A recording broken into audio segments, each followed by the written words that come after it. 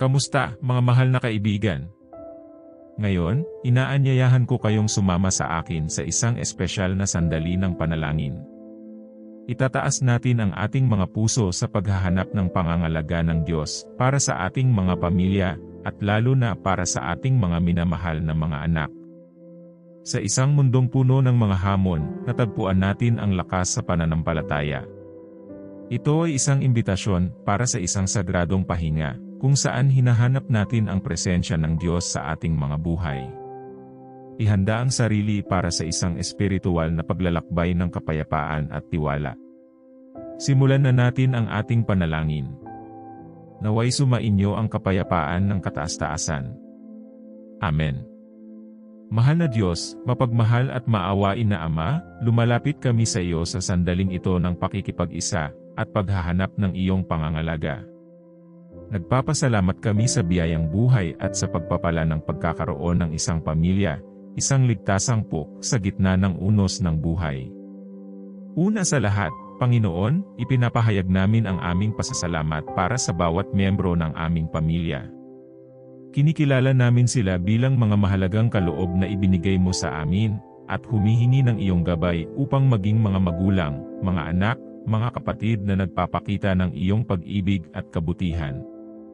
Palakasin mo kami, Panginoon, na maging mga buhay na halimbawa ng iyong biyaya sa aming mga tahanan. Hinihiling namin, Diyos, na ang iyong mapanagot na kamay ay nasa bawat miyembro ng aming pamilya. Ingatan mo kami mula sa anumang masama, ilayo kami sa mga panganib na alam man o hindi. Palakasin ang aming mga puso upang harapin ang mga hamon ng araw-araw at tulungan kami na manatili matibay sa iyong salita, na nagsisilbing ilaw na nag-uugma sa aming mga hakbang. Panginoon, ipinagkakatiwala namin sa iyo ang edukasyon at paglago sa espiritual ng aming mga anak. Naway sila ay lumaki sa karunungan at taas sa harapan mo at sa mga tao. Ibigay mo sa amin ang pangunawa upang gabayan sila, ang pasensya upang maunawaan sila, at ang pag-ibig upang suportahan sila sa bawat yugto ng kanilang buhay. Sa sandaling ito, Panginoon, itinaas namin ang aming mga alalahanin at pangamba sa iyo. Alam namin na sa iyo nahanap ang takas at kahupisan. Hinihingi namin ang iyong biyaya sa pakikitungo sa mga pressure ng pang-araw-araw na buhay, upang sa gitna ng mga hamon, lumakas ang aming pananampalataya at muling mabuo ang aming tiwala sa iyo. Diyos, inaamin din namin ang mga impluwensya ng mundo sa paligid namin. Ingatan mo kami laban sa mga baluktot na halaga at mga tukso na nagbabanta na ilihis kami mula sa landas ng katuwiran. Naway maging isang ilaw ng iyong liwanag ang aming pamilya sa gitna ng kadiliman, naglalarawan ng iyong pag-ibig at katotohanan. Sa katahimikan, Panginoon, hinihiling namin ang bawat miyembro ng aming pamilya, banggitin ang kanilang mga pangalan sa iyo at ilagay ang kanilang mga buhay sa iyong mga kamay.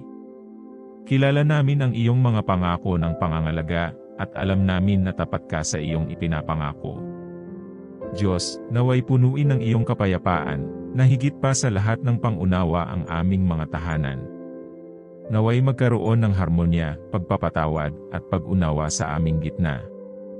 Tulungan mo kami na itaguyod ang mga malusog na relasyon, itaguyod ang kapayapaan sa aming pamilya, at maging mga instrumento ng pagkakabuklod kung kinakailangan.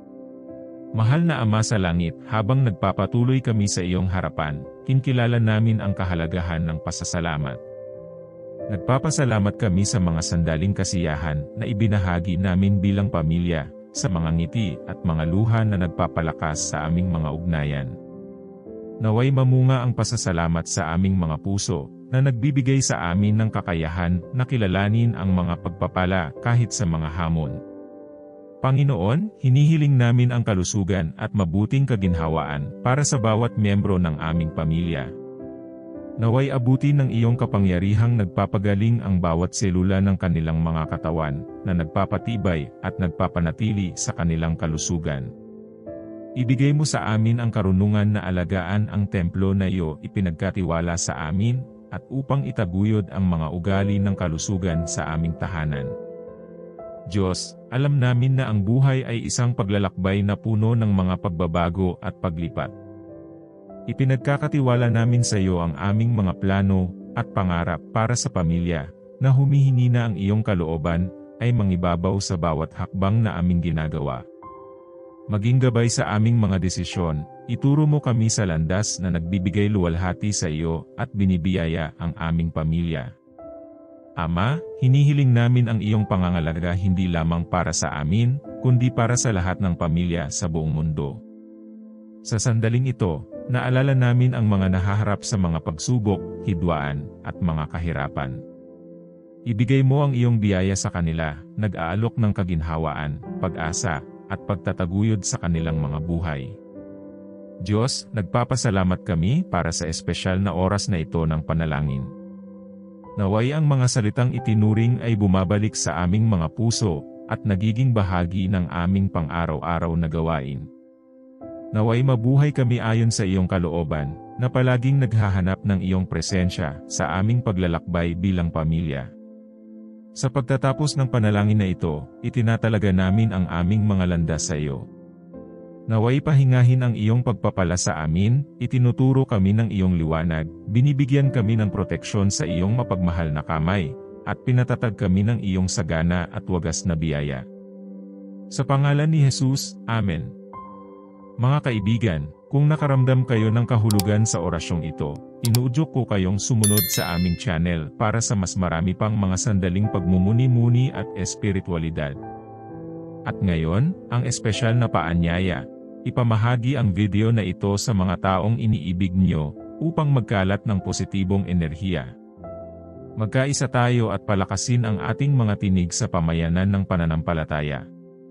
Sundan, ipamahagi, at naway lagi tayong gabayan ng pangangalaga ng Diyos. Salamat sa pagiging bahagi ng paglalakbay na ito. Hanggang sa susunod na orasyon. Amen.